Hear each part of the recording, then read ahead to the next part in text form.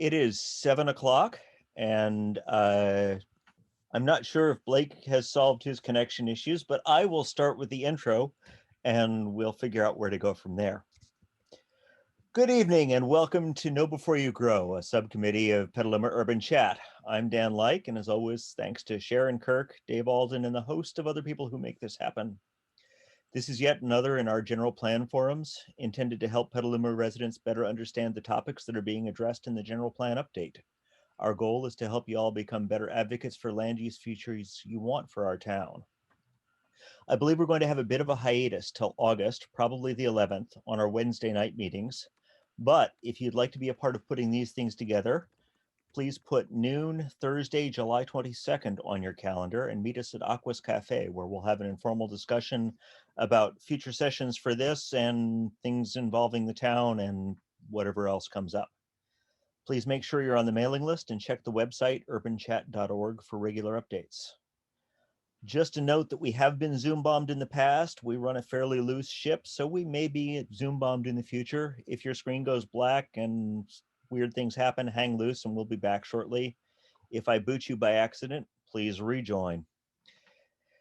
We probably have people who are, well, I know we have people who are subject to the Brown Act and want to respect the intent of California's public meetings rules about serial meetings and such. So let's keep the conversation guided more towards general land use issues than the specific Petaluma ones. Thank you to Josh Simmons and Petaluma Civics who are rebroadcasting this meeting on Twitch and Facebook and YouTube and everywhere else that millennials watch their videos these days. And with that, hopefully Blake has his stuff working, and I see a smile, so at least he can hear me. And I will turn this over to Blake and turn my view back to speaker mode so that the recording actually works nicely. Blake, the floor is yours. It looks like you're muted, Blake, so you might want to unmute. Thank you very much, Sharon. I apologize, everyone. I had to log on and log off, I think about 10 or so times just to get all the sound and video to work. So I thank everyone for their patience. Well, good evening, everyone, and welcome to tonight's Know Before You Go presentation on our transit context for our general plan. Tonight's presentation will be more than just bus routes and active bike lanes, but we'll focus on why the choices we make for our community's mobility are going to be very important, not just for our general plan, but our long-term success. And with that, I just want to briefly go over the wonderful speakers that we're going to have here tonight. First, we have Jared Hall, who is our city's transit manager. He has over 13 years of experience with transit and community planning and has really been at the forefront of expanding the city of Petaluma's public transit options, especially at a regional level. He also, as I found out today, has a deep love of film. And before the pandemic, I'm told he would see a movie just about every week. So I think that is an interesting fun fact for him to have passed on for today. After that, we also have Bjorn. He recently was a lifelong resident of Petaluma, a past chair of our pedestrian and bicycle advisory committee, and he's also an active transit planner for the city of Santa Rosa. Bjorn has contributed heavily for how our city thinks about road and active design and its relationship to our transit going forward. And a fun fact about Bjorn is that he grew up near downtown Petaluma, which is why he was able to bike and walk to damn near just about everywhere, and is also why he didn't need a license until he was in college. I think that is something we should all keep in mind as we go through tonight's presentation, the reasoning that made that possible. And finally, and last but not least, we have Dave Alden, who is a founding member of this organization and de facto leader. He's a former chair of the Transit Advisory Committee for our city. He's an engineer with extensive project management experience, especially for new urbanism developments. And just about everything he seems to do here focuses on making our community more walkable, accessible, and prepared for a brighter future. And with that, I'm just going to give a brief run of show for how things are going to go on tonight, and then we'll get to our first presentation. First, we'll have Jared talking about our local and regional public transit and how it intersects with our general plan. Then we'll have Bjorn, who'll go into similar detail about active transit and why we need to be that much more engaged in it for the city for a long-term future. I will be giving brief background on parking minimums and why they relate to this discussion.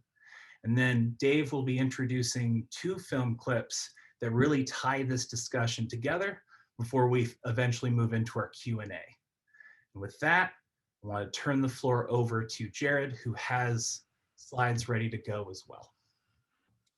Thank you so much. Great to see everyone tonight. Thanks for having me. I am Jared Hall, the transit manager with City of Petaluma Transit. I've had the pleasure of being here since January 2018, and it's a great community that's really welcomed me. So I am very appreciative to be before you here tonight. So let me share my screen.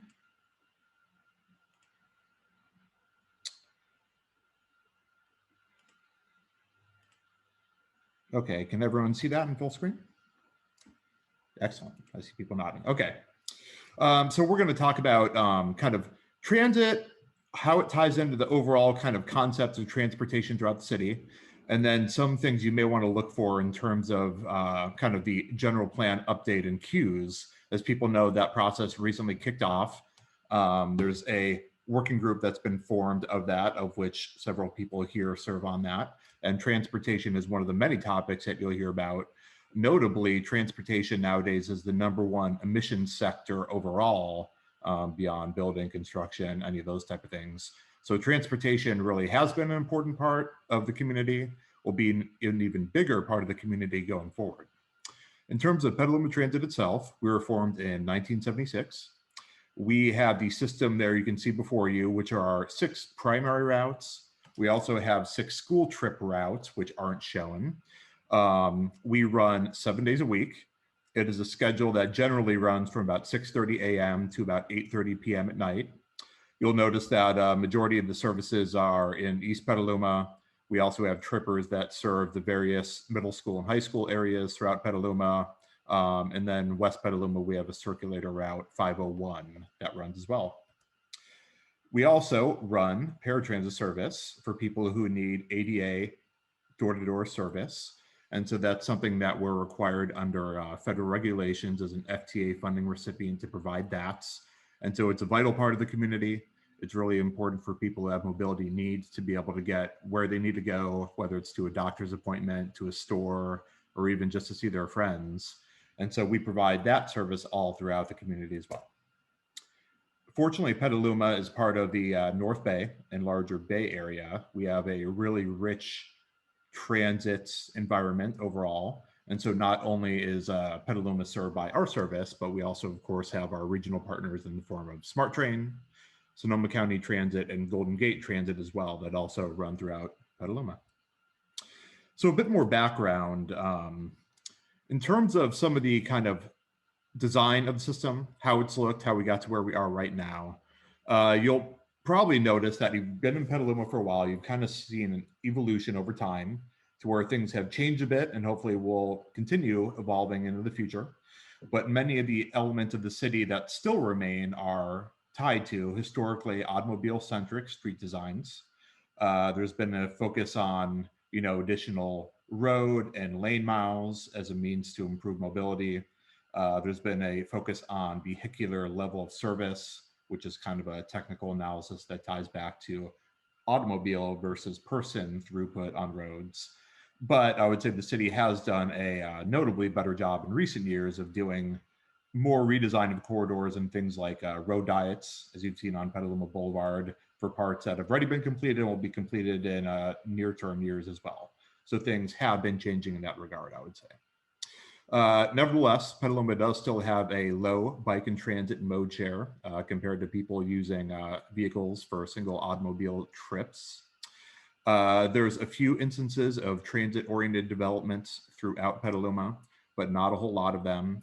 There's several notable ones that have been discussed throughout the community in recent years, whether that's ones near the Copeland Transit Mall, such as Haystack and Hines developments, or ones near the potential SMART station, the second station at Corona Road, the Corona station. But overall, there's not a lot of use of transit-oriented development throughout the community right now. There's also a lack of connections. So there's a lot of issues with what you hear about first and final mile connections. And basically that means if you get off your train, get off your bus, is it easy to walk, to bike, to the final job or your house or wherever you need to go.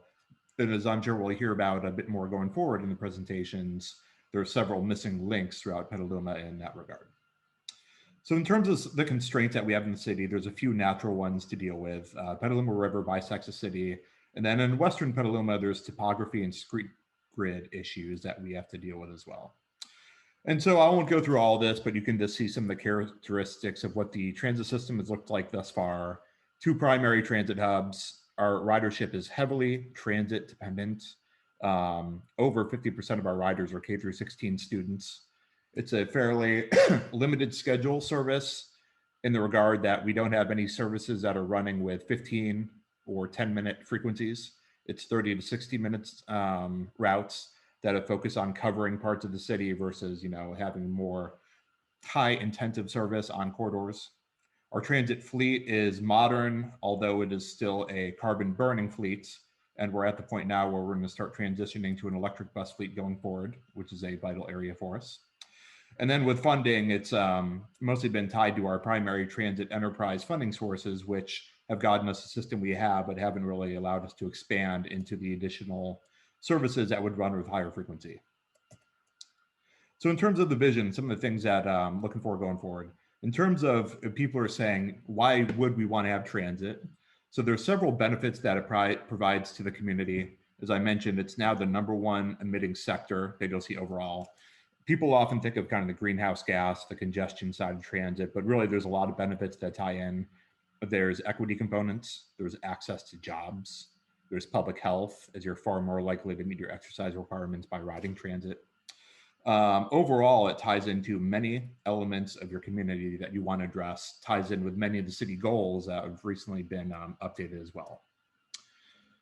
So in terms of some of the recent developments, ridership had been decreasing on our system and other region-wide transit agencies in prior years. It was up in the first quarter of 2020, and then COVID happened. And then since then, transit has dropped off quite a bit.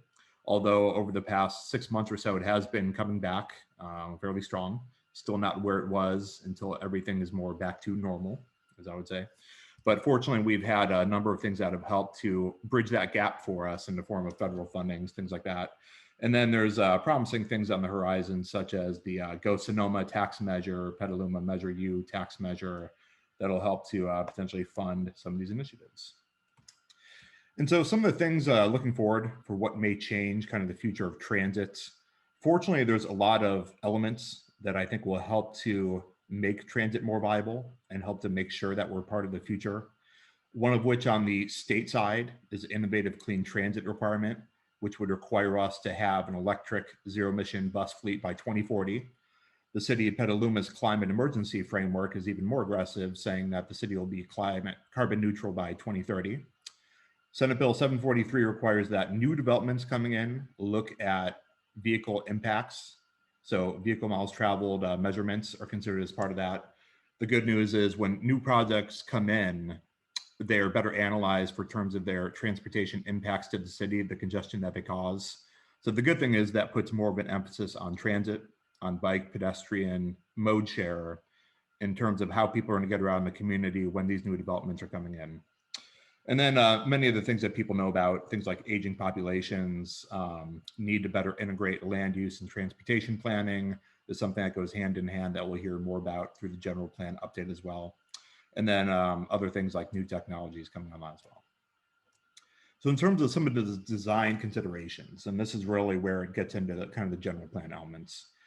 Usually when you're looking at things like roadways or corridors, you usually have a limited amount of space that you're working with. So it becomes a question of how then do you want to define that and carve out that space? Typically, as we mentioned, it's been kind of an auto-centric type design as the first priority.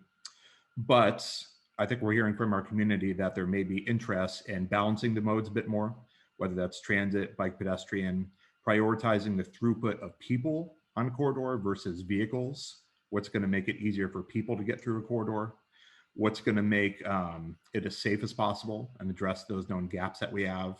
How are we going to improve accessibility throughout the corridors into areas like downtown, to major destinations like libraries and things like that? And what is the role that transit plays in that network? part of this is the complete street concept that we'll hear about a bit more, and I've got a few examples here in a minute.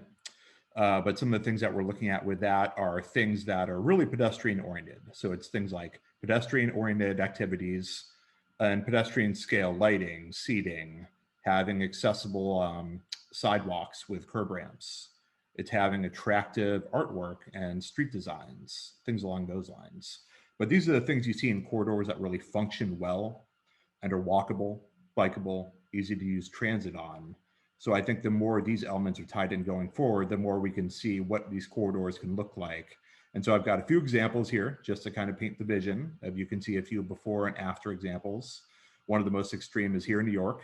And just notice on the picture above how chaotic it is, how much of a mess.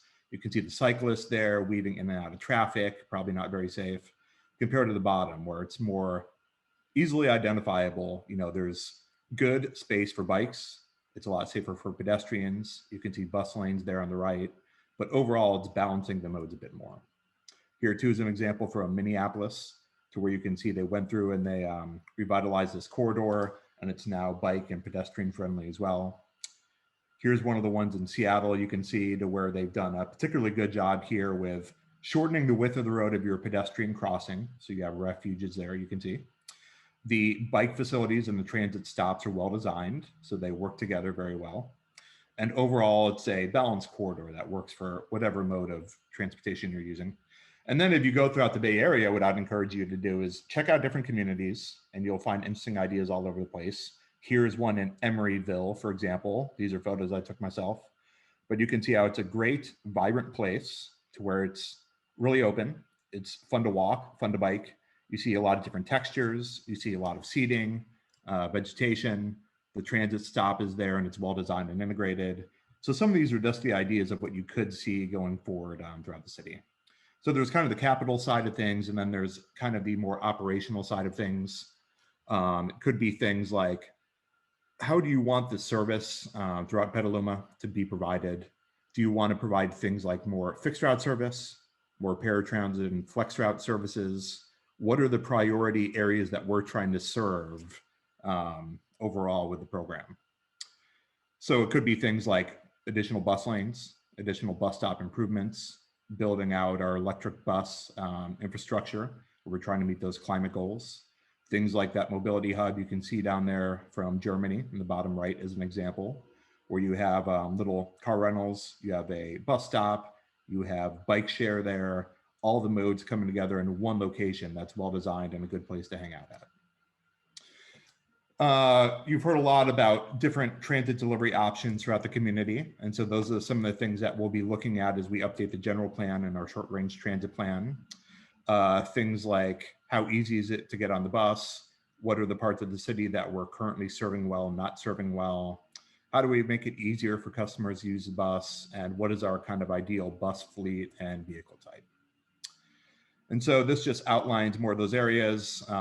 Also important is considering, again, kind of the land use and transit side of things. How can we make it easier for transit-oriented developments to come in and make really fun, inviting places for people to ride their bikes, walk to, and ride transit? And so with that, I've got these final list here of questions, and I'll just kind of leave those up for a second, just to promote a few thoughts of, as we dive into the general plan a bit more.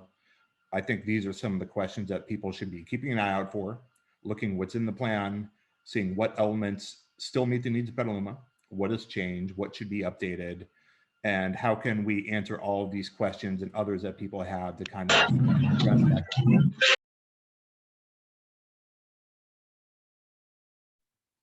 Well, thank you very much for your presentation, Jared, and apologies everyone for that unfortunate and unnecessary interruption. But with that, we are now going to turn our attention to Bjorn. All righty, thank you. Let me pull my screen up and share. Let's see, one sec. All right, great. I assume everyone can now see my screen. Awesome. Well, thank you all for having me. Thanks to our organizers, and thanks to you all for spending your Wednesday evening being engaged, and obviously you're very passionate about the future of Petaluma. And so, I have endless respect for anyone who takes time out of their evening to come sit in on a forum about planning. My name is Bjorn Griepenberg. I'm I was born and raised in Petaluma, and for about 4 or 5 years served on the Pedestrian and Bicycle Advisory Committee. Was involved at times with Bike Petaluma, which is the local bike advocacy group, and was also on the board of directors for Sonoma County Bicycle Coalition. I'm now up in Santa Rosa, but still following Petaluma closely, and definitely plan on returning someday. So just to, Jared's presentation was actually a perfect springboard. He covered a lot of stuff that I hoped I would be able to cover, but knew I wouldn't be able to within such a short period of time. So I appreciate that, Jared. Hopefully I can kind of build on what you talked about. I assume if you're in this forum, you probably know why walking and bicycling matter to the health of our cities. But just in case you don't, obviously climate change is a major one. That's obvious. I don't need to talk about that. Health and happiness, again, that's obvious. Economy. There's a lot of data that supports or that shows that local businesses especially thrive in more walk and bike friendly cities. One that's less obvious sometimes to people is the importance of the nexus between transportation and equity. Car ownership costs about $9,000 a year. So anything we can do to provide alternatives to driving removes a burden for people who can't afford car ownership. And it also, when you design a city for cars, you're really excluding a large number of people from being able to move freely through those cities, whether it's because of age, physical ability, income. When we design a city for walking, biking, and transit, as well as driving, we're really designing a city that works for everybody. And so with that, we're going to take a look at a city of about 200,000 in Groningen. Hopefully I'm not butchering that too badly, but it's a city in the Netherlands. It's known as the World Cycling City. And because the discussion tonight is about the general plan, which really is about establishing a long-term vision, I figured, why not take a look at the best bicycling city in the world and aim for that as our North Star. So this is a city where a majority of trips, over 60% of all trips in the city, are made by bike. And they haven't done this by banning cars or really with any secret ingredient. They have good bicycle and pedestrian infrastructure. Really what they've done is they've designed their city center around walking, transit, and biking above all else. So they've got some car-free and car-light streets in their city core. And what they've done is they've made walking and biking the most convenient modes in that city center. So it is a pain in the butt to drive through their city center. It is possible for those who need to do it, but it's much, much easier to do it by foot or bike. And that's one of the big reasons why it thrives there. As you'll see in the image, you've got people of all ages, and you've got women on bikes, children on bikes. When you look at images of these cities, no one's wearing helmets. That's because they are completely safe and don't have to worry about conflicts with vehicle traffic. Meanwhile, in Petaluma, as we all know, the vast majority of people drive to get around. I don't think that will surprise anyone here. This is slightly older data. This is from 2015, and this is only looking at trips to work. So this isn't including, trips to schools or to the grocery stores. But we know that in 2015, 85% of Petalumans got to work by driving. And even among those who live and work in Petaluma, nearly 3/4 of them drive to work alone. This is very similar on a national level. We're really not any different from the rest of the U.S. On a national level, 60% of trips that are less than 1 mile are made by car. So again, Petaluma is really no different from the rest of the country. And you can really see the huge potential if we can start to replace some of these shorter trips that are made by car right now, by foot or by bike, we will make a huge dent in the number of in the amount of greenhouse gas emissions from transportation, and also just in the amount of traffic in our cities. 50% of all trips made in the US are less than 3 miles, and for that distance, nearly 3/4 of people drive. Petaluma definitely has the potential to become a walking and biking city. We are the right scale. This map shows you so in yellow, you've got areas that are within 3 miles of the downtown smart station. Green is 2 miles and blue is 1 mile. So those equate to a 15, 10, and 5-minute bike ride, respectively. We've got the climate for it, we've got the topography for it, and most importantly, we have the scale for it.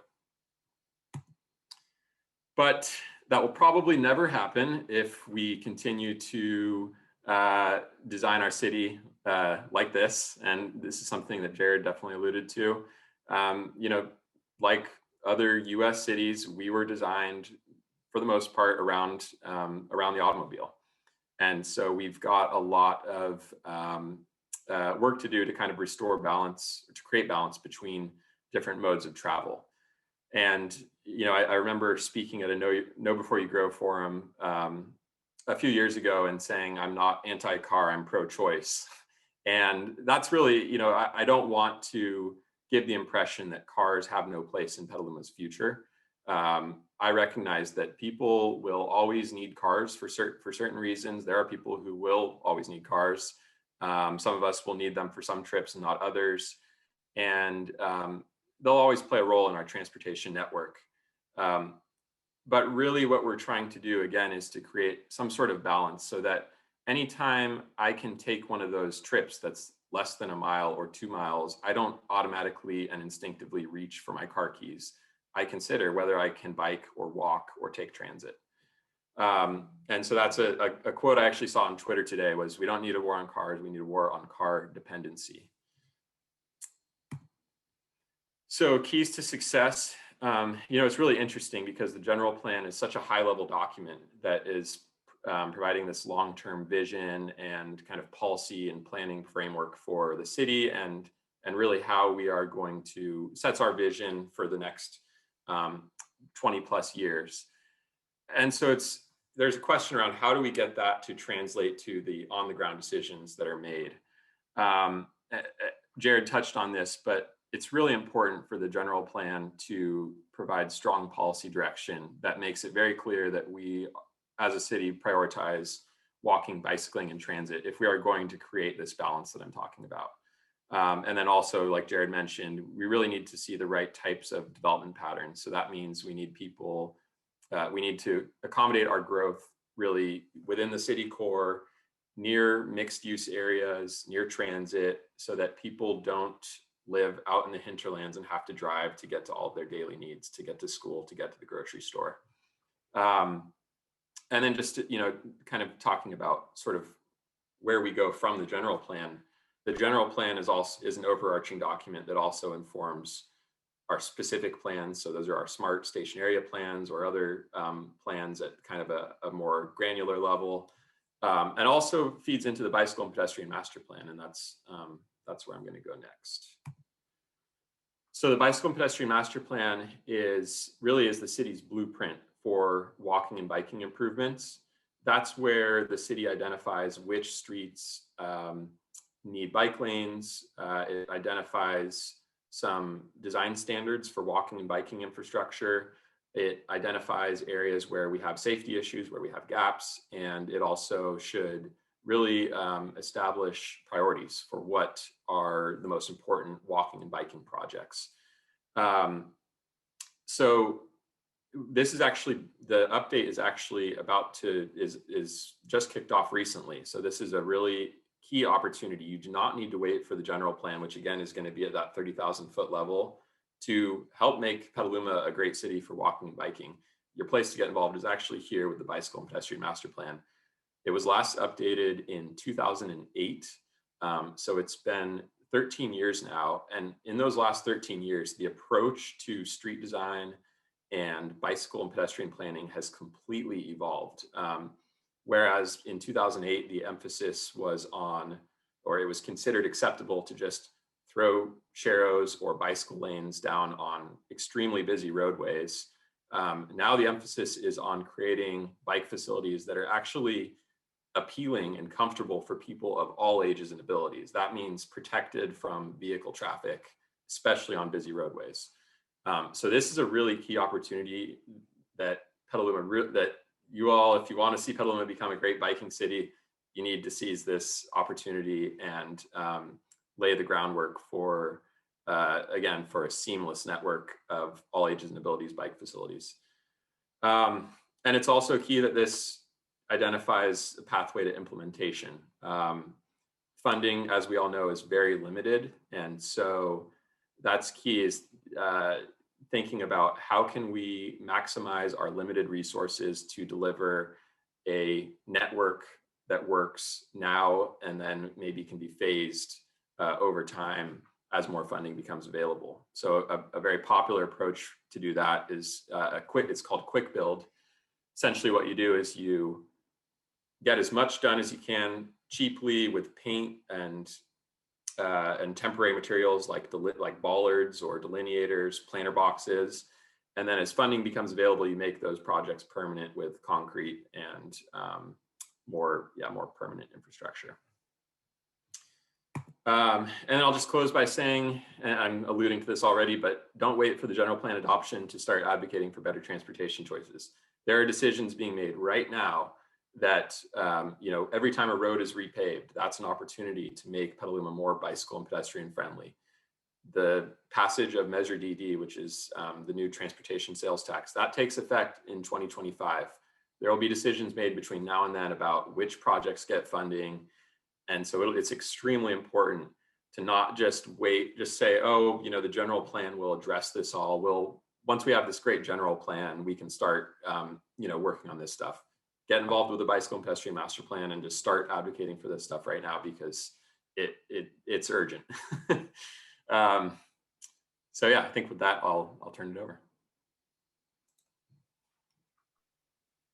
Thank you very much, Bjorn, for that extensive presentation. And I just wanted to say, as a member of PBAC, for the folks who ask questions about how they can get involved in the plan, feel free to attend any of our meetings that we have each month. We're having updates about the pedestrian bicycle plan now, and it's only going to ramp up as time goes on. So we really want people's input. And with this conversation, there's a perfect dovetail into what I'm going to go over briefly. And I will avoid the need for slides or shared screens because I think this is a pretty concentrated topic, and that is parking minimums. So as we've heard from both Jared and Bjorn's conversations, we have this fundamental issue when it comes to trying to map out Petaluma's future. Based on the many goal setting sessions and the public feedback folks have given thus far, Petaluma wants to be a dense, mixed use, pedestrian friendly community that tackles climate change while reducing congestion and being affordable, and also having equitable access to get around town. That is a lot, and we are most definitely far from that standard. But there is one underlying policy that related to all of this that I think people really need to take a look at as we move forward, and that would be parking minimums. So on a basic level, parking minimums, which are fairly pervasive around the country, have to do with required minimum parking for certain kinds of development in a community. Just to give you a snapshot of what it looks like in Petaluma, some of this is probably going to be a little bit amusing. If you are a bar or tavern in the city, you need one parking space for every 2.5 seats. I assume 0.5 of a seat is the stool that you're kind of leaning on. If you're a bowling alley, you need at least 5 parking spaces per alley, which I don't even think you can get a full alley on most days, especially during the pandemic. So that's got to be painful for folks. If you are building a single home, you need 1 covered parking space or 2 additional uncovered or covered parking spaces per home for parties, I guess.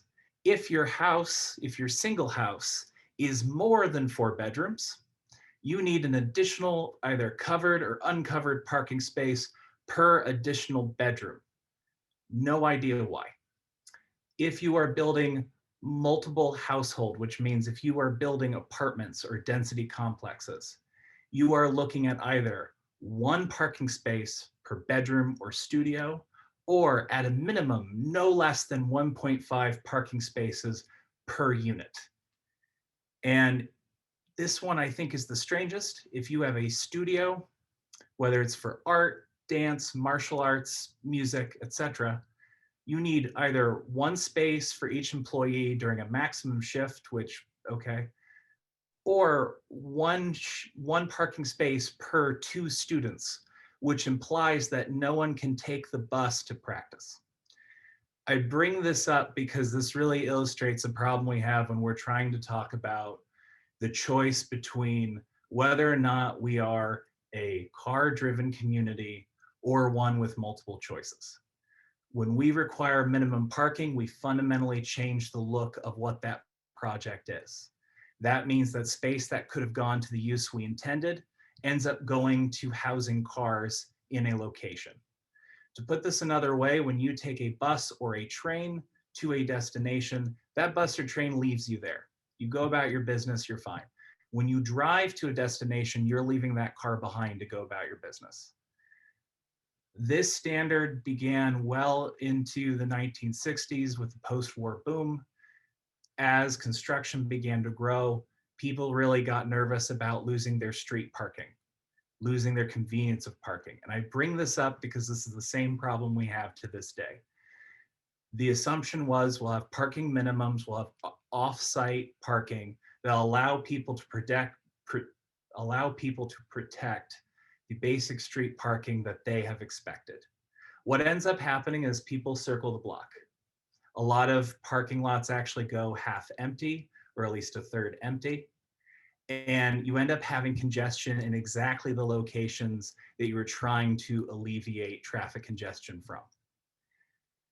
As this has worsened, you have examples like Los Angeles, where one parking space can cost more than $50,000 for a development. Now, if you're looking at a smaller community like Petaluma, you may not think, well, okay, it's probably not going to be close to that.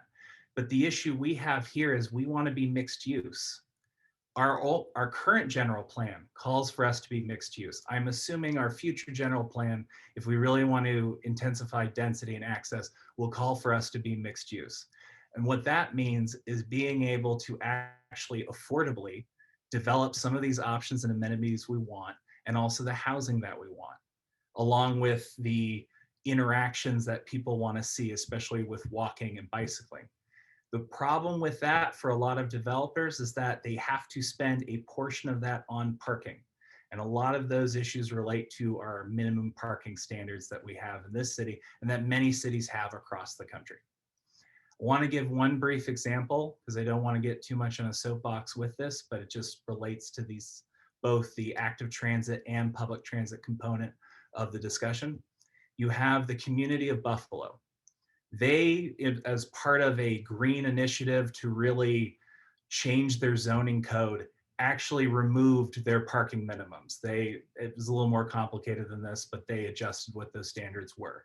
What they found, and this is a 30,000 foot view, there's actually a whole paper just dedicated to this, but what they found is that for mixed use developments, they suddenly had options that they didn't have before. More affordable housing, more active spaces that really integrate the environment and open park space. They had the walkable areas that people wanted for really pedestrian engagement. Part of that was because the developers themselves were able to look into things like shared parking for a lot of their projects, to actually build shared networks throughout the community. So they weren't spending so much time or wasting so much of the developable space on those parking units. Then similarly, in the more single home residential parts of the community, you actually saw parking go up. And at first that looked like a major wrench in the theory. You're going, well, we've removed minimum parking and now we're seeing parking going up in these areas. But it actually underscored a problem that they needed to address, which was most of their residential areas were far away from public transit. So it made sense that their parking would increase based on what they had. I'm not saying that removing parking minimums in the city of Petaluma will solve all of our problems. That would be foolhardy, but it's one critical tool that we should look at when we're moving forward with the general plan. Because while it may frustrate some, it provides developers with more flexibility to have open conversations about what we want to see in the community. It forces a certain amount of discomfort that actually starts to see people want to look for alternatives, such as public transit, such as active transit. And it makes it easier for us to prioritize those choices because now people really need to have ways to get to these locations. So it's all very much a feedback loop. I know sometimes it's like, do you build it or do you wait for it? Do you have the active transit routes? Do you have public transit first? Then do you remove parking minimums or do you do one or the other? What I'm trying to say is we need to hit all of these things together. And this is one such policy that the city could really address even before we get to the general plan, but certainly for our next general plan. And with that, I'm going to get off my parking soapbox and I'm going to pivot to Dave Alden. Thank you, Blake. One thing I think you've heard very clearly this evening is that everything fits together. Transit, biking, walking, parking. It's part of a cohesive whole that we have to make right. Well, where Blake wanted to finish this evening up is looking at that cohesive whole from two different angles, two further different angles, walkability, and then a little more on what the streets actually look like. The best way to do that is videos. Some of the world's best experts are not here in Petaluma, unfortunately. We need to change that. So we're going to show you excerpts from two different videos tonight. The first one is from Jeff Speck, and I hope most of you know that name. He is probably the national expert on walkability, and he's just a nice man. He is fun to listen to. I think you're really going to enjoy this. He has a whole lot of videos online. If you ever want to spend evening binging on something other than Cheers, I suggest Jeff Speck videos. But the one I picked this evening is the best video for tonight. So Dan, if you want to start that, thank you.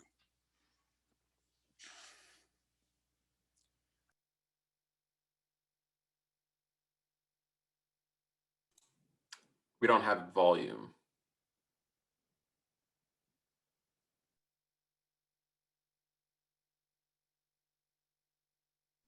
Sorry about that. Let me try again. Thank you, Bjorn. Share sound. There we go. The wrong button. Okay, so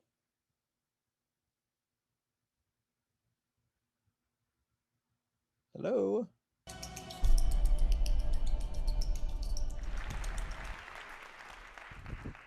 So I'm here to talk to you about the walkable city. What is the walkable city? Well, for want of a better definition, it's a city in which the car is an optional instrument of freedom rather than a prosthetic device. And I like to talk about why we need the walkable city, and I like to talk about how to do the walkable city.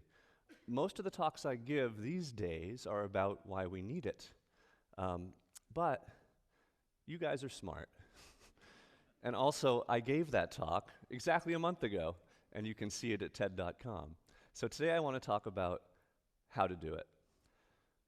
In a lot of time thinking about this, I've come up with what I call the general theory of walkability, a bit of a pretentious term. It's a little tongue-in-cheek, but it's something I've thought about for a long time, and I like to share what I think I've figured out. In the American city, the typical American city, and the typical American city is not Washington, D.C., or New York, or San Francisco. It's Grand Rapids, or Cedar Rapids, or Memphis. But in the typical American city, in which most people own cars, and the temptation is to drive them all the time, if you're going to get them to walk, then you have to offer a walk that's as good as a drive, or better. What does that mean? It means that you need to offer four things simultaneously. There needs to be a proper reason to walk.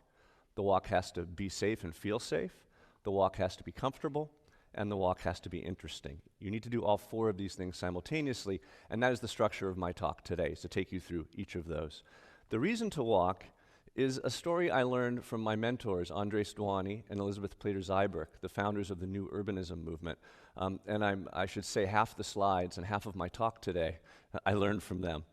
It's the story of planning, the story of the formation of the planning profession. In the 19th century, people were choking from the soot of the dark satanic mills, and the planners said, hey, let's move the housing away from the mills, and lifespans increased immediately, dramatically, and we like to say the planners have been trying to repeat that experience ever since. So there's the onset of what we call Euclidean zoning, the separation of the landscape into large areas of single use. And typically when I arrive in a city to do a plan like this already awaits me on the property that I'm looking at. And all a plan like this guarantees is that you will not have a walkable city because nothing is located near anything else.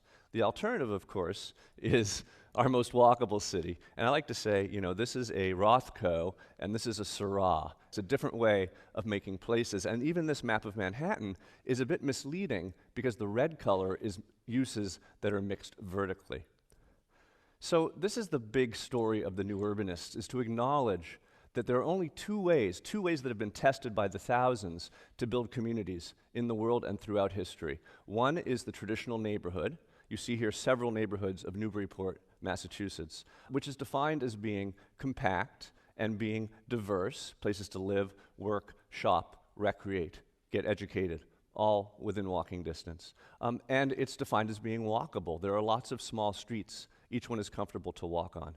And we contrast that to the other way, an invention that happened after the Second World War, suburban sprawl, clearly not compact, clearly not diverse, and it's not walkable because so few of the streets connect that those streets that do connect become overburdened and you wouldn't let your kid out on them. And I want to thank Alex McLean, the aerial photographer, for many of these beautiful pictures that I'm showing you today. He's an architect as well. So it's fun to break sprawl down into its constituent parts. It's so easy to understand.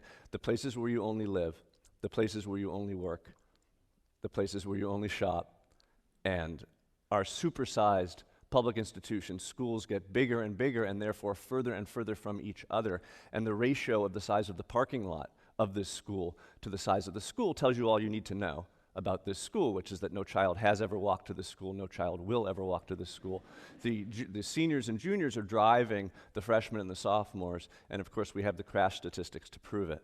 And then the supersizing of our other civic institutions like playing fields, and it's wonderful that, you know, Weston in the Fort Lauderdale area has 8 soccer fields and 8 baseball diamonds and, you know, 20 tennis courts. But look at the road that takes you to that location, and would you let your child bike on it? And this is why we have the soccer mom now. When I was young, I had 1 soccer field and 1 baseball diamond and 1 tennis court, but I could walk to it because it was in my neighborhood. And then the final part of sprawl that everyone forgot to count, which is if you're going to separate everything from everything else and reconnect it only with automotive infrastructure, then this is what your landscape begins to look like. So the main message here is that if you want to have a walkable city, you can't start with the sprawl model. You need the bones of an urban model. You know, this is the outcome of that form of design, as is this. And this is something that a lot of Americans want. But we have to understand it's a 2-part American dream. If you're dreaming for this, then you're also going to be dreaming of this. That would be your nightmare, I suppose.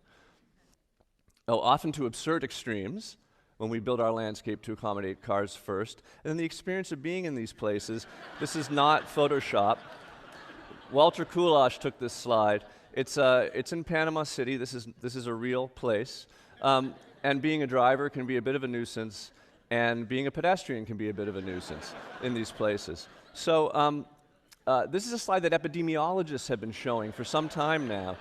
And the fact that we have a society where you drive to the parking lot to take the escalator to the treadmill shows that we're doing something wrong. But we know how to do it better. So here are the 2 models contrasted, and I show this slide, which has been a formative document of the new urbanism now for almost 30 years, to show that sprawl and the traditional neighborhood contain the same things. It's just how big are they and how close are they to each other and how are they interspersed together, and do you have a street network rather than a cul-de-sac collector system of streets. So when we look at a downtown area, at a place that has a hope of being walkable, and mostly that's our downtowns in America's cities and towns and villages, we look at them and we say, We want the proper balance of uses. So what is missing or underrepresented? And again, in the typical American cities in which most Americans live, it is housing that is lacking. The jobs to housing balance is off. And you find that when you bring housing back, these other things start to come back too. And housing is usually first among those things. And of course, finally, the thing that shows up last and eventually is the schools, because the young pioneers have to move in, get older, have kids, and fight. And then the schools get pretty good eventually. The other part of this, the useful city part, is transit. And you can have a perfectly walkable neighborhood without it, but perfectly walkable cities require transit. Because if you don't have access to the whole city as a pedestrian, then you get a car. And if you get a car, the city begins to reshape itself around your needs, and the streets get wider, and the parking lots get bigger, and you no longer have a walkable city. So transit is essential. But every transit experience, every transit trip begins or ends as a walk. And so we have to remember to build walkability around our transit stations. Next category, the biggest one, is the safe walk. It's what most walkability experts talk about. It is essential, but alone not enough to get people to walk. And there are so many moving parts that add up to a walkable city. The first is block size. This is Portland, Oregon, famously 200-foot blocks, famously walkable. This is Salt Lake City, famously 600-foot blocks, famously unwalkable. And if you look at the two, it's almost like two different planets, but these places were both built by humans. And in fact, the story is that when you have a 200-foot block city, you can have a 2-lane city or a 2 to 4-lane city. And a 600-foot block city is a 6-lane city, and that's a problem. These are the crash statistics. When you doubled the block size, this was a study of 24 California cities. When you double the block size, you almost quadruple the number of fatal accidents on non-highway streets. So how many lanes do we have? This is where I'm going to tell you what I tell every audience I meet, which is to remind you about induced demand. And induced demand applies both to highways and to city streets. And what induced demand tells us is that when we widen the streets to accept the congestion that we're anticipating or the additional trips that we're anticipating in congested systems, it is principally that congestion that is constraining demand. And so that the widening comes and there are all these latent trips that are ready to happen. People move further from work and they make other choices about when they commute, and those lanes fill up very quickly with traffic. So we widen the street again and they fill up again. And we've learned that in congested systems we cannot satisfy the automobile. This is from Newsweek magazine, hardly an esoteric publication. Today's engineers acknowledge that building new roads usually makes traffic worse. And my response to reading this was, may I please meet some of these engineers? Because these are not the ones that I typically, there are great exceptions that I'm working with now, but these are not the engineers that one typically meets working in a city where they say, oh, that road is too crowded, we need to add a lane. So you add a lane and the traffic comes and they say, see, I told you we needed that lane. So this applies both to highways and to city streets if they're congested. But the amazing thing about most American cities that I work in, the more typical cities, is they have a lot of streets that are actually oversized for the congestion they're currently experiencing. This was the case in Oklahoma City when the mayor came running to me very upset because they were named in Prevention magazine the worst city for pedestrians in the entire country. Now that can't possibly be true, but it certainly is enough to make a mayor do something about it. And we did a walkability study, and what we found, looking at the car counts on the street, these are 3,000, 4,000, 7,000 car counts, and we know that 2 lanes can handle 10,000 cars per day. So look at these numbers, right? They're all near or under 10,000 cars. These were the streets that were designated in the new downtown plan to be 4 lanes to 6 lanes wide. So you had a fundamental disconnect between the number of lanes and the number of cars that wanted to use them. So it was my job to redesign every street in the downtown from curb face to curb face, and we did it for 50 blocks of streets, and we're rebuilding it now. So a typical, oversized street to nowhere is being narrowed and now under construction, and the project is half done. The typical street like this, when you do that, you find room for medians, you find room for bike lanes. We've doubled the amount of on-street parking. We've added a full bike network where one didn't exist before. But not everyone has the money that Oklahoma City has, because they have an extraction economy that's doing quite well. The typical city is more like Cedar Rapids, where also they have an all 4-lane system, half one-way system, and it's a little hard to see, but what we've done What we're doing, it's in process right now, it's in engineering right now, is turning a all 4-lane system half one way into a all 2-lane system, all 2-way. And in so doing, we're adding 70% more on-street parking, which the merchants love, and it protects the sidewalk. That parking makes the sidewalk safe, and we're adding a much more robust bicycle network. So Dave asked me to pause there, and I believe he will introduce the next I video. will do. Yeah, I mean, it's actually a really good place to cut over. Those of you who were with us last time, there was a video by a group called Not Just Bikes, who talks about the strong town philosophy. They've got one on what streets should look like. It builds very much on what Jeff Speck was just saying. I think you'll really enjoy it. Dan, if you could start that clip. I will do so if I can get all my buttons right again. And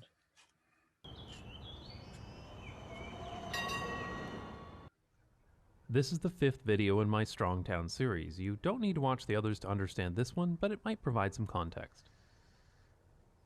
If you live in the US or Canada, then this will certainly look familiar to you. Multiple lanes of car traffic, wide highway-sized lanes, giant signs, traffic lights, parking lots, lots of driveways and side streets with traffic merging in and out, and a place that's nearly impossible to cross as a pedestrian.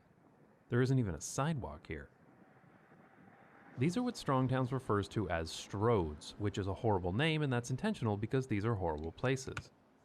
Stroads are a street-road hybrid, and they are dangerous, expensive, and ineffective. I'll get to those issues in a moment, but first, let's talk about the difference between a street and a road, according to Strongtowns. This is a road. It is a high-speed connection between two places. Because of the high speeds involved, there are several safety features. The lanes are wide and forgiving so that vehicles do not bump into each other. The road is as straight as possible, and when curves are necessary, they're designed to be gentle, making it easy to drive along. The area next to the road, called the clear zone, is free of any obstacles that could be hit, just in case a vehicle runs off the road. The signs are very large, designed to be read from a distance and at high speeds.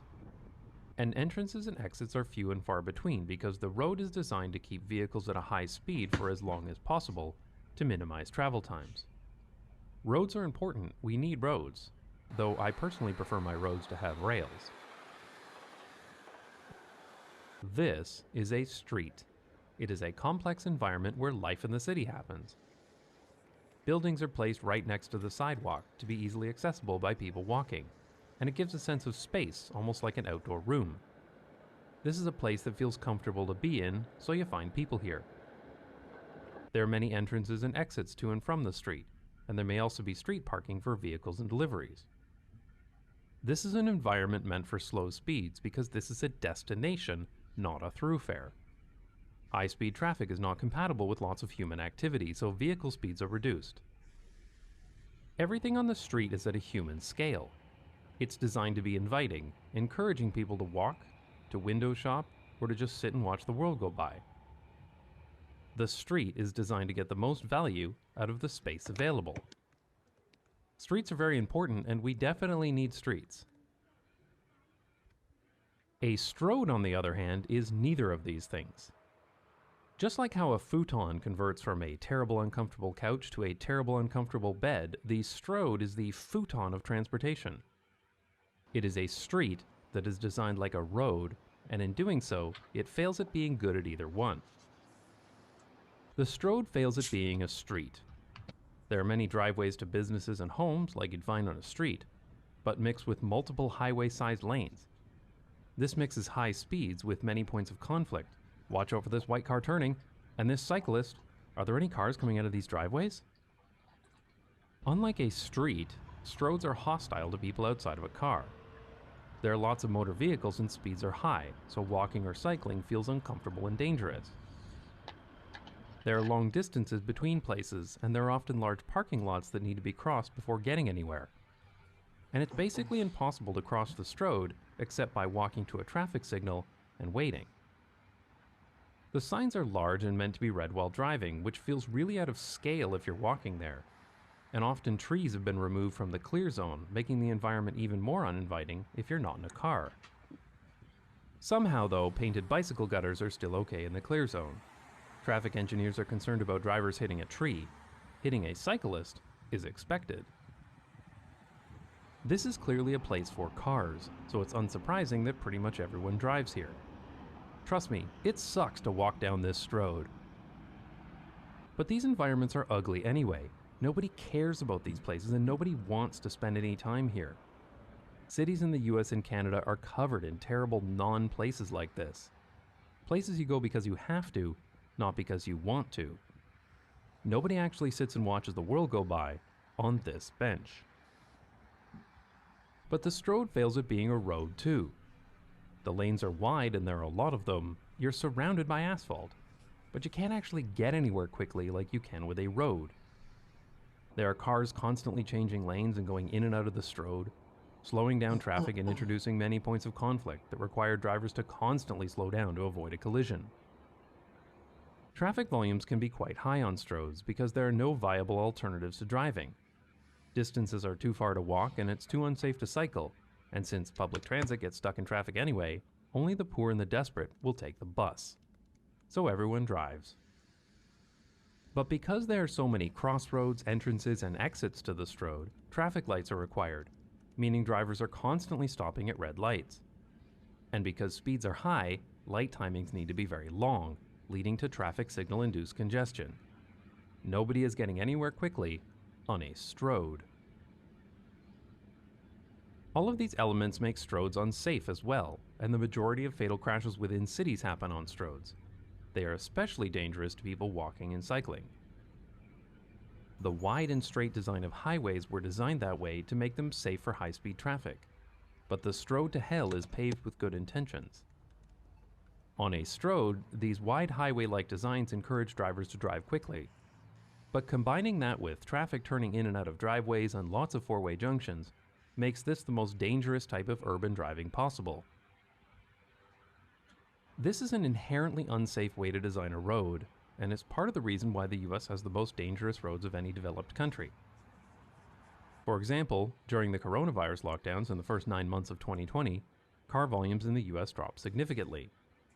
But despite an estimated 355 billion fewer miles driven, fatal crashes per mile actually increased by up to 34%. This brings us to the sad truth, that the only reason these unsafe American Strodes aren't killing even more people regularly is because they're usually so jammed up with traffic that drivers can't get going fast enough to kill each other. And finally, Strodes are really expensive. Because Strodes are built to a highway standard, their lanes are very wide and there are never less than 4 lanes.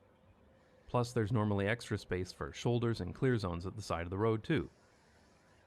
Because Strodes try to be streets, there are many entrances and exits, so many turning lanes are required.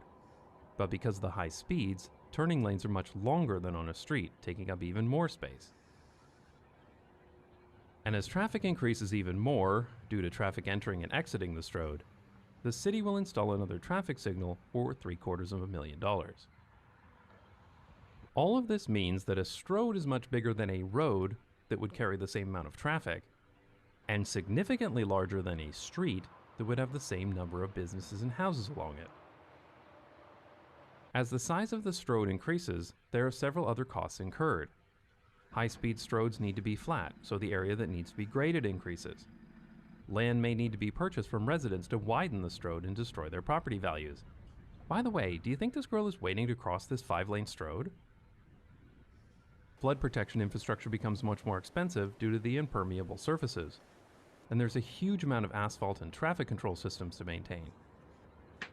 And of course, because everyone drives, large parts of the landscape need to be dedicated to parking lots, meaning everything is inherently spread out and low density. Parking lots don't employ anyone, and they don't earn much tax revenue either. A Strode environment is significantly less financially productive than a street, but with significantly more infrastructure. The result is a mix of high cost per area maintenance expenses combined with low value per acre tax revenue, which makes these Strode environments a net negative for cities. These places are literally putting American cities on the Strode to financial ruin, and they're doing it while being dangerous, ugly, and ultimately ineffective at actually moving people. The Strode fails at every metric, but it's the default setting for transportation design almost everywhere in the US and Canada. So what's the alternative?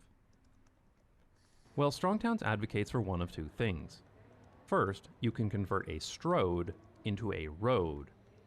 This means limiting access to the strode, accessing businesses and neighborhoods from side streets. Painted bicycle gutters need to be removed because moving vehicles is the primary objective of a road. People can still walk or cycle, but these paths need to be completely separated from the flow of traffic. In this way, the strode becomes a road, a high-speed connection between two places. The other alternative is to turn the strode into a street. For this, the lanes need to be narrowed and parking needs to be moved to the curb or behind buildings, and the buildings themselves need to be built closer to the street. Everything needs to be brought down to a human scale, making it inviting to people and getting more value from the space available. This isn't a hypothetical. And with that, I'm going to draw things back over to Dave. Thanks, Dan. We are probably running a little long tonight. I know some of you have family commitments. This is your chance to slip away mostly unnoticed. But for those of you who stay around, and I hope most of you do, during this short break, I'd like you to find 3 small pieces of paper. We're going to do a little quiz. We're going to try to take some of that road, street, strode trichotomy and bring it down to some Petaluma examples. So if you can come back with 3 small pieces of paper, something like this, and we'll see you in about a minute. Thank you.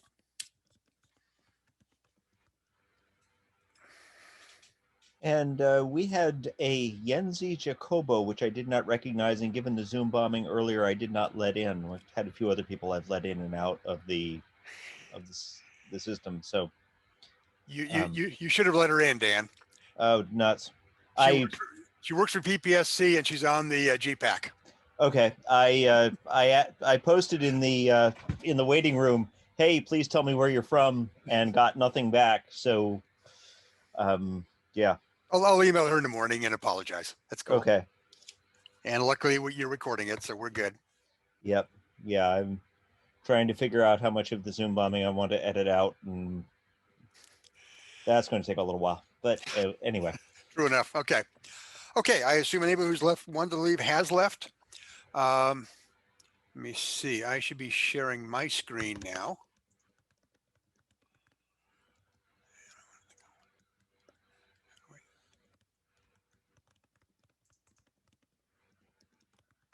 Is that showing up correctly? Yes. Yes. Oh, okay, good. Let me do this. There we go. Okay. What I'd like you to do with those 3 pieces of paper is label one of them S for street, one R for road, and one X for the evil strodes.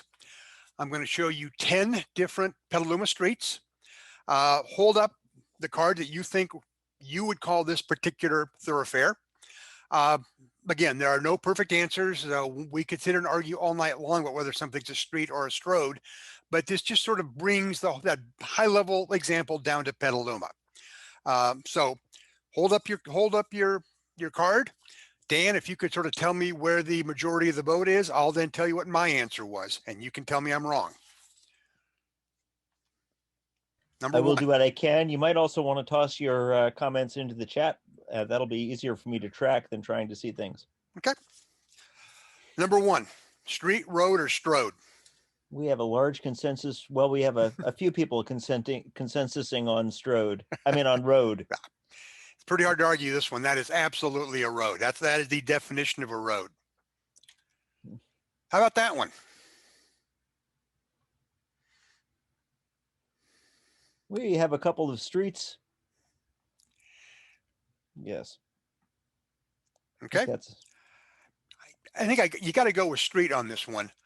But I would also say that we have too much traffic there searching for parking, the kind of thing that Blake talked about earlier. It's a great street. In some ways, it's the best street in Petaluma, but it still doesn't quite function in the way of some of the streets we saw in the video.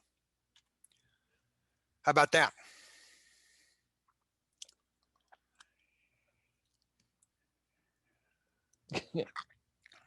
We have a couple of X's and a road. Okay. Uh, personally, I think you need to call this a road, but it's in some ways a fatally flawed road.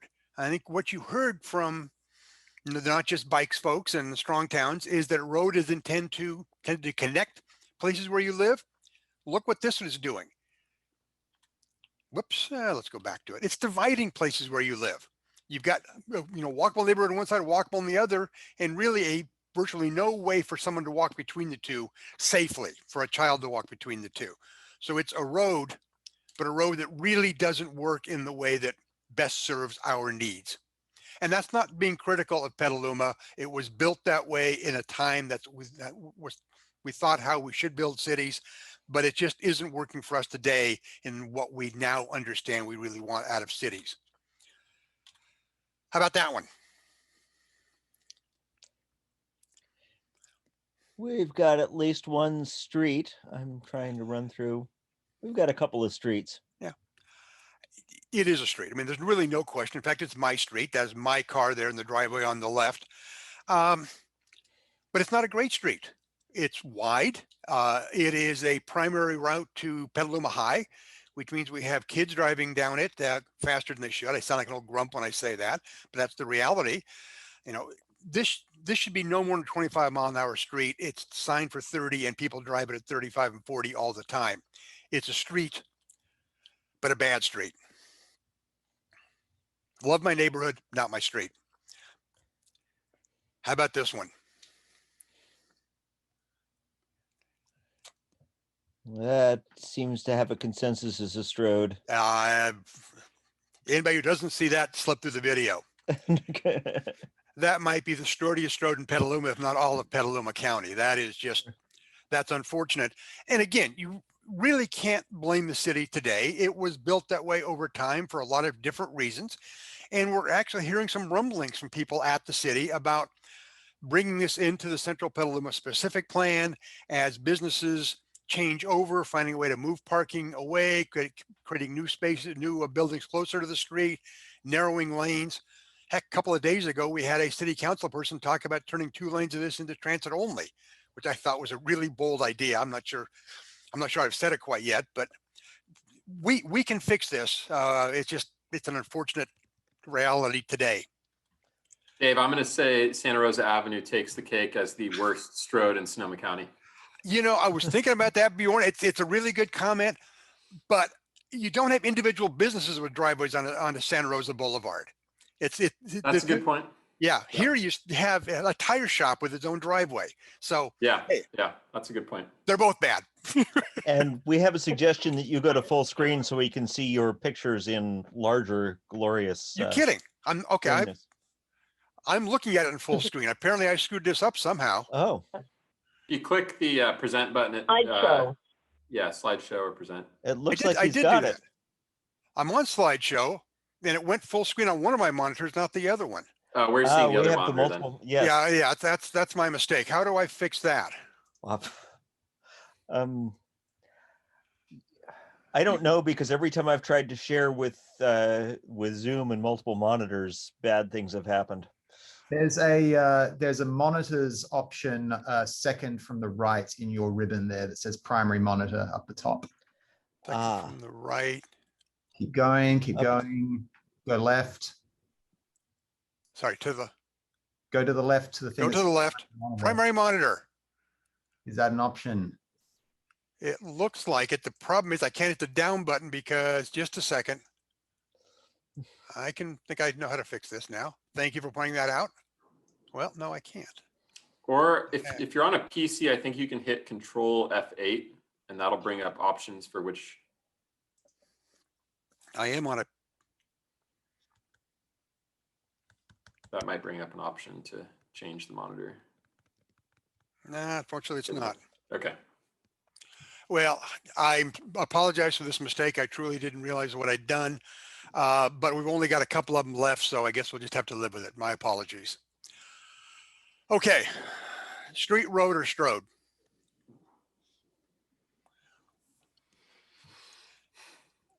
We've got a couple. I'm having trouble seeing berries, but it looks like we've got a couple of Strodes.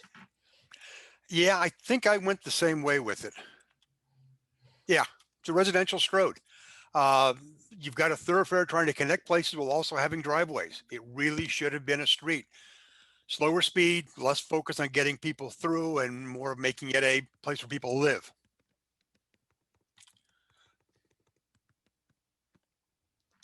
What do you think? We've got a street, a strode, a bunch of strodes. Yeah, I think you got to go with Strode on it. You're trying to get people through at the same time you have a lot of driveways. I mean, you can't quite see it in this picture, but on the right, it's a private home with a driveway on what is effectively functioning as a highway, and once upon a time was the highway. Just not a workable solution anymore. Not a terrible one, but still a Strode. How about now?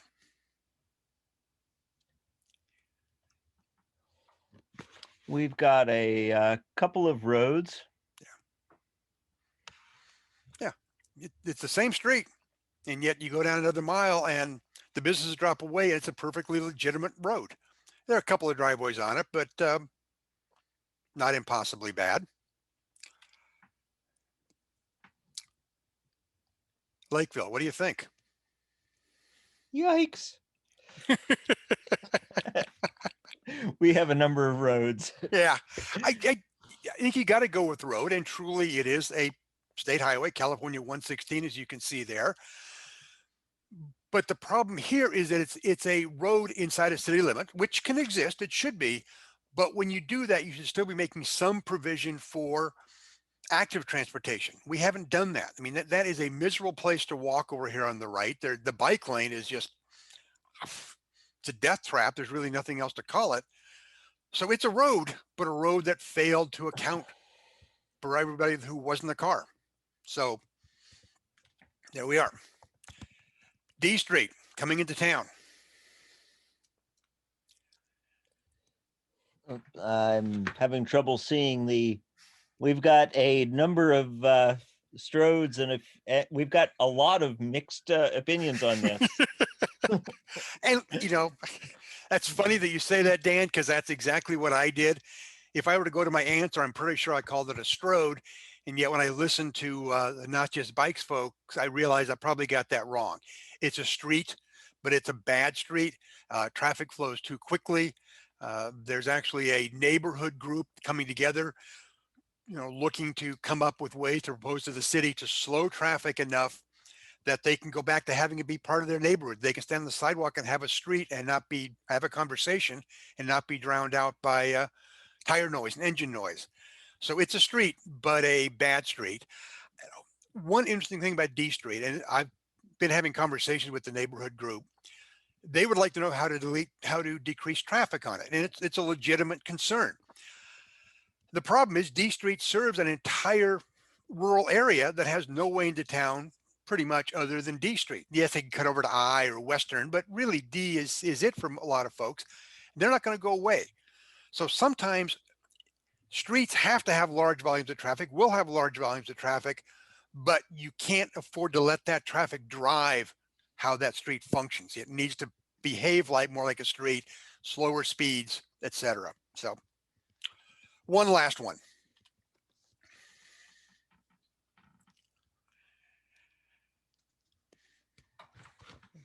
Bill, I'm having, oh, there we go. Street. We see a lot of streets here. I called it a strode. Maybe I should have called it a street. But the real problem you have on Petaluma Boulevard is that people still think of it as a road. When the road diet went in, what was the primary complaint we heard? I can't get through downtown as quickly as I used to. Hey, guess what, folks? It's a downtown. You're not supposed to get through downtown quickly. It should function like a street. It should be slow traffic.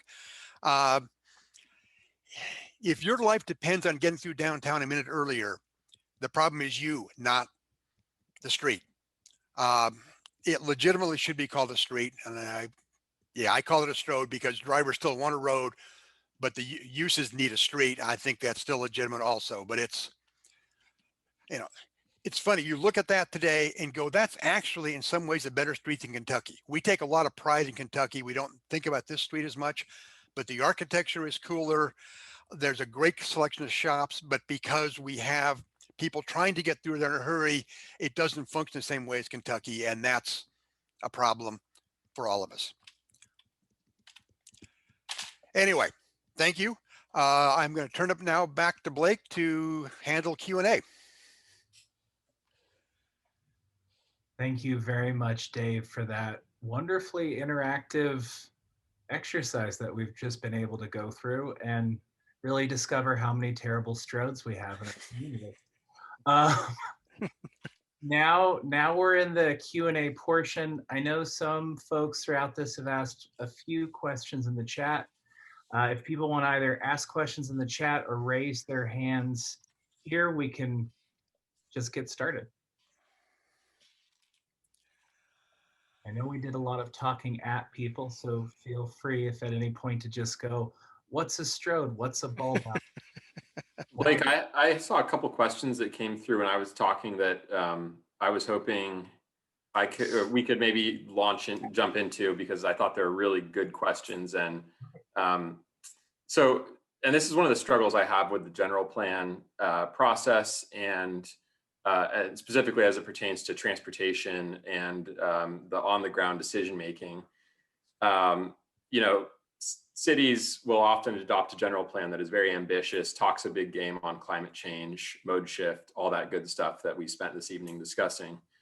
But then when it boils down to it and a project is being implemented that proposes parking removal in order to create bike lanes, or proposes elimination of a travel lane or two to widen sidewalks, create bike lanes, all that good stuff, the general plan might as well not exist, because at that point, that high-level policy that said that we want to do all these things is thrown out the window, and our elected officials will often just listen to the angriest people in the room and bend to their will. And in that case, the general plan, really has a limited impact on what's happening on the ground. So I don't know what the solution is to this. That's why one of my slides I mentioned that the general plan needs to be really strong and provide clear direction on what the city's priorities are. But it's something that I'll say I don't have an answer. I just really struggle with this all the time. How do we deal with that disconnect between our high-level policy and the decisions that are actually made?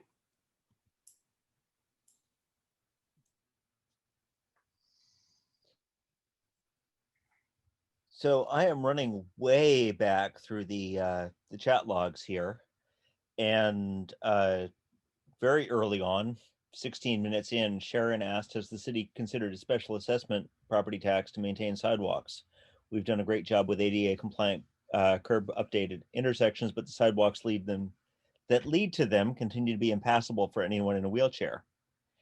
And I will note that in my neighborhood, I had to get a permit for some sidewalk rework, and I tried to be as good as I could in the plan about that, and the city was very accommodating for cost reasons and room reasons on mine. But I've still got on one end of my property that I did not touch, a utility pole right in the middle of the sidewalk, which doesn't do any good. Yeah, we've got a neighbor who rides up and down B Street in his wheelchair, and he cannot use the sidewalk because they're too broken up. So these great, entry and exit points at the curbs, but he can't use the sidewalk. So he's on the street, and B Street's not, it's not a quiet street. I mean, it's really not safe for him to be out there in his wheelchair. Yeah. And I notice Eris has a hand up. Oh, thanks. I just kind of wanted to tag on to Bjorn's earlier comment, because that's something that I see and struggle with in all of the jurisdictions throughout the county that I work with, that we, make these grand plans, and then it's always the angry business owners or residents who show up to complain about, taking away a lane or removing parking. And I also struggle with how to work with that. And I think it's one of those sort of human nature things that we all, we want to have the goodies without the work to go to it, right? I mean, we're a county where many people would say they're happy that we have these climate emergency resolutions, but they don't necessarily change their behavior, or people who will say, we need more public transit, and they've never gotten on a bus in their lifetime. And so I'm not sure how we deal with that. Other than, because it's not logic, right? So the more facts and information doesn't, change people. And I can give them all the statistics about why, it's actually businesses in an area with more, like if we turned, 4th Street in Santa Rosa, if we had turned that into a pedestrian mall when they reunified the square, that would be such a vibrant business area. But no, all the businesses are afraid that if somebody can't park right in front of them, that, nothing's going to work. No statistics they show them alleviate fear. So we have to figure out some way to appeal to emotion, because appealing to the logic seems to not be working. I think we also need to provide a vision, like literally in pictures, because or in a model, because if you can see what's possible, I think it's much more appealing. But if you just imagine what's going to be lost, it's terrifying. Ooh, change. It's just, I mean, I've often thought it would be wonderful to have little, as even part of the general plan process, to have little model hubs at various locations around the city where kids or their parents could start by moving things around to see what it might look like if we did this instead of that. I just don't know that we have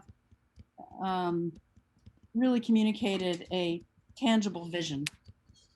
So I'd like to jump in actually on this question with 2 points here, because I do think there's something we're losing sight when we have this conversation. Having canvassed a lot for a number of causes, I can tell you education campaigns are terrible. They take a long time, and they take repeated efforts, and they require you to boil something down to the finest point. One thing we do here that I think is interesting is we avoid the convenience issue. So the original question of this, just tracking it back, was how do we put teeth? I mean, that's what we're really talking about. How do we put teeth in both our active transit efforts and our overall development policy, right? Well, general plan gives goals and visions. The bicycle pedestrian advisory plan, all of that master plan, all that relates, but there's no hardline connection there. Not really in terms of if this happens, do that. A lot of that is done in our IZO. Our code is really not meeting what our actual plan calls for. And I say this as a planning commissioner who's constantly having to look at a project that technically meets requirements, but we all know is not something we actually want. If we really want to address some of these issues going forward, we have to take away some of the ambiguity. That has to do with what our zoning code looks like, what our direct requirements are, and how those connect back to our general plan, how those connect back to our bicycle master plan. One thing I've been frustrated on in some of our committees and commissions is that we don't want to talk about the specifics.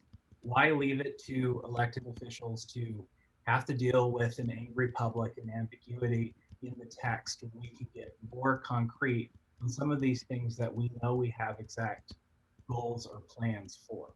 It's not easy, and it takes more time, and it's more than just a general plan process. It's kind of a follow-up after that. But if we're really sincere about seeing the city follow its own goals and not be susceptible to angry neighbors or changing mood or what have you, then we will have to do that second component that is, unfortunately, historically, we've had other things come up and we've gotten distracted from. The other component to this that I wanted to raise, and to me, this is one, convenience, and then the second factor is convenience for the public. Like Bjorn, I didn't have a license recall, was maybe 24. Part of that is because where I lived in Petaluma, jobs and opportunities I needed, it was a lot of biking to busing to biking to busing, and I was able to make that work. But I needed to make those things work, so I did it. When you provide certain options, people will take a car every time.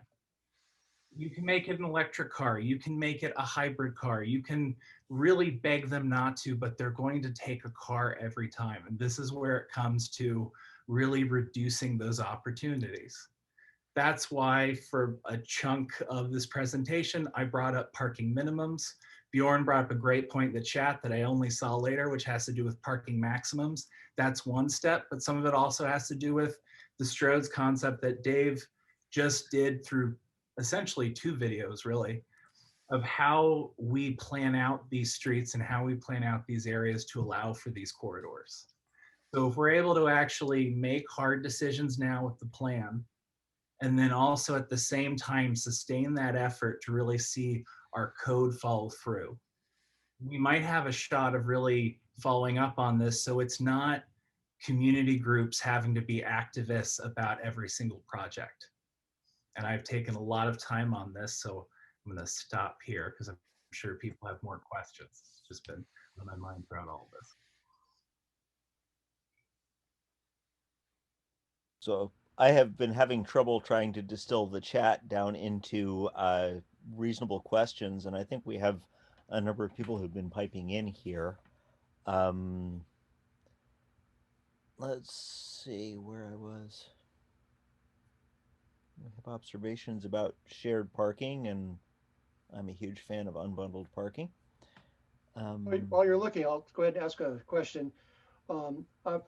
I grew up in Santa Monica where they took the 3rd Street downtown area, turned it into a walking mall, very controversial. And it's been up and down with homeless at one time, but now it's back up again economically doing things. So that was one of the first ones that kind of changed over. And then I saw a movie at the from the library, I guess, about Helen Putnam. And one of the ideas that she had way back when was to turn the downtown, certain areas of it into a walking mall, just like in Santa Monica. And she had proposed that idea. And I was wondering if we still have those plans somewhere in City Hall, and do we have any architects or anybody come up with a dream vision of what our downtown might look like applying all these ideas? If we did a full 100% transformation, what would that vision, is someone got that drawn out on paper somewhere, anywhere? And can we start talking about having that as like a model? Like you said, let's do it, let's put it together on a model on a table, put the pieces together. Can we start doing that? We can do it electronically and have it out there and have folks play with it on Vizio or somewhere. Does that exist? So Teresa, do you know if that exists anywhere in downtown in the old plans? I don't know for certain, but I'm pretty sure it doesn't. I know we have on City Hall, one City Hall wall, a rendering of totally removing all the buildings on the east side of Petaluma Boulevard when they were going to widen that for the freeway. You know, and then there was just other widening, you know, for traffic, as was mentioned, but luckily that didn't happen. And we will always have to thank Bill Cordham for keeping the freeway out of the middle of Petaluma. So it could have happened here just like it happened in Santa Rosa. Yeah, and one example I would mention, if you're looking for a vision of that, the place I actually moved here from, Boulder, Colorado, has a great example. Right in the heart of downtown, they have what's known as the Pearl Street Mall.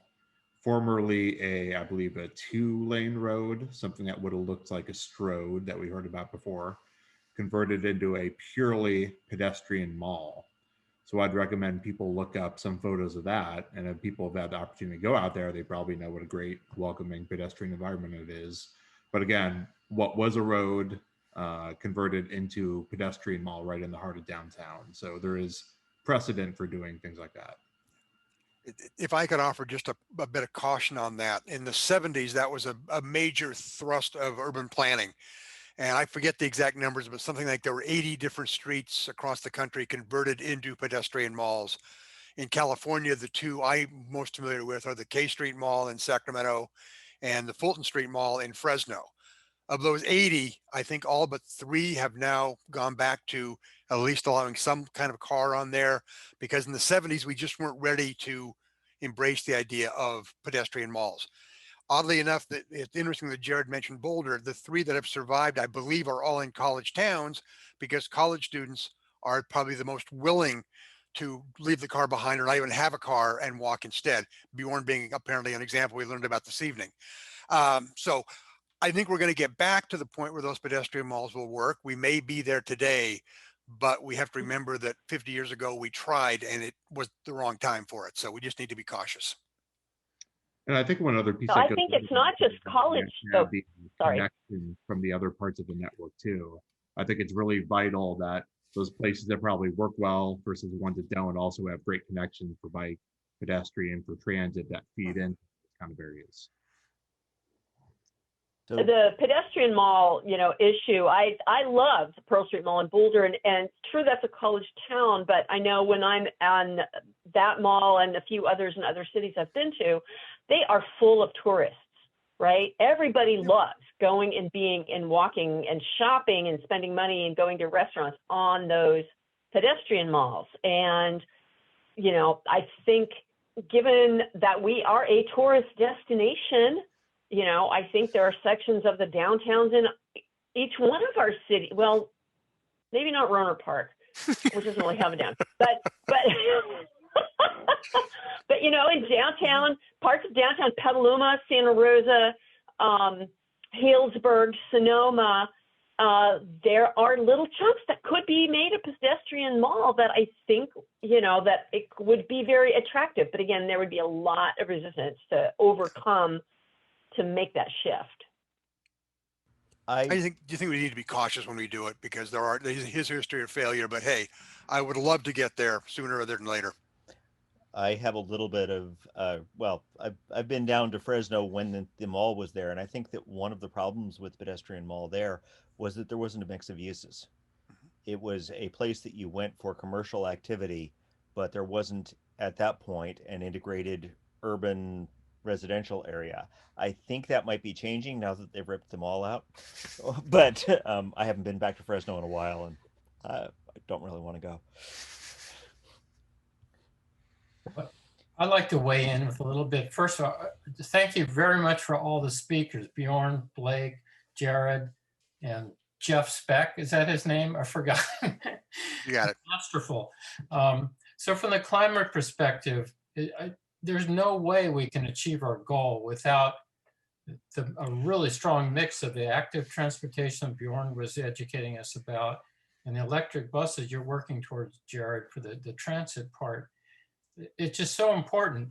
The ecological footprint of those things is so small, especially the active transportation compared to what we're dealing with now. It's the only way we can make this transition.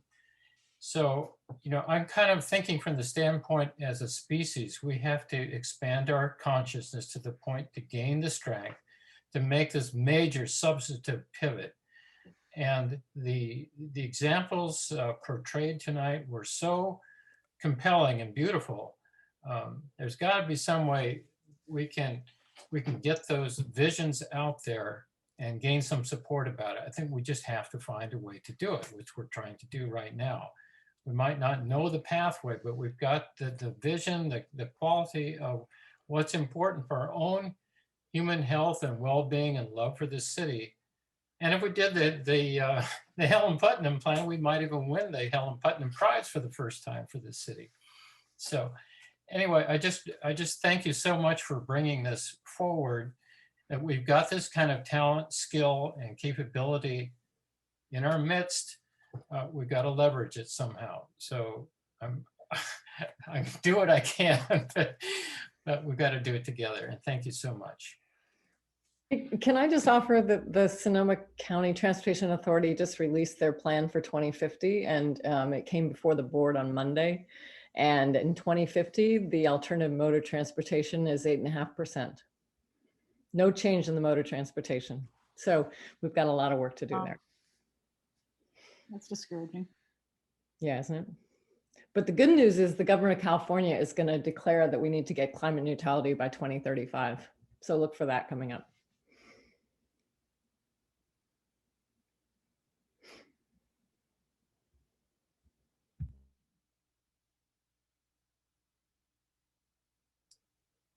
Okay, I'm going to blab one more time. The climate neutrality, and we have to go beyond that, of course, to get rid of the legacy emissions in the biosphere. But again, we focus a lot on emissions from active use, but when we look at all the emissions embedded in the machinery, in the asphalt, how it absorbs heat, how it's taken gravel out of the rivers where the fish needed to live, and the concrete, you know, all this stuff you added up and is just killing us. So this is why we need this radical shift. It's more than just what kind of, were you on a bike or a car?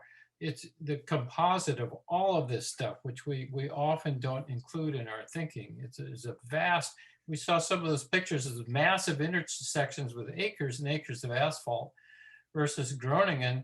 Everything is compressed in the little streets. So we could make tremendous change and much more livable land use. Okay, I'm stop blabbing. Just to add to that really quickly, we're nearly finishing the 3rd lane expansion for 101. That took us about 20 years taxing ourselves, plus multiple efforts to bring some funding to expand that. If we're only getting to 8% by 2050, at this point, we'll have to start figuring out a bond to fund the next lane expansion, because we know that highways expand to meet the number of lanes they have. So unless we're able to make that shift, not only will we not meet our climate goals, but we're going to be in 10 years going, oh, I guess we need another lane, and how many easements can we purchase and who can fund it? So just on a practical level, we have to meet better goals in terms of how we align our transit.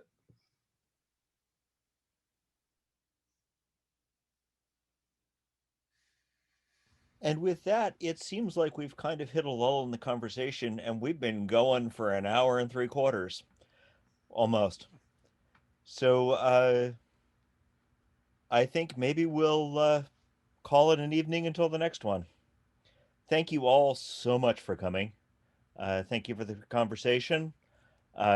Seems like we got some riling up going here, and I really appreciate that. Yeah, great And forum. yeah, Thanks to Bjorn and Blake, Jared. and the Strode discussion, Dave.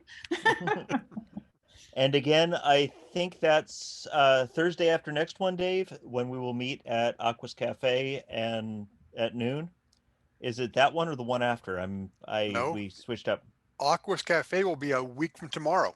Week from tomorrow. Yeah, 22nd. Yes. And we can continue the conversation in person and figure out what we're doing in terms of other educational forums and maybe a little bit more in terms of activism. Thank you all for coming. Have a fantastic evening, and I will catch you all later. Good night. Thank you. Thank you.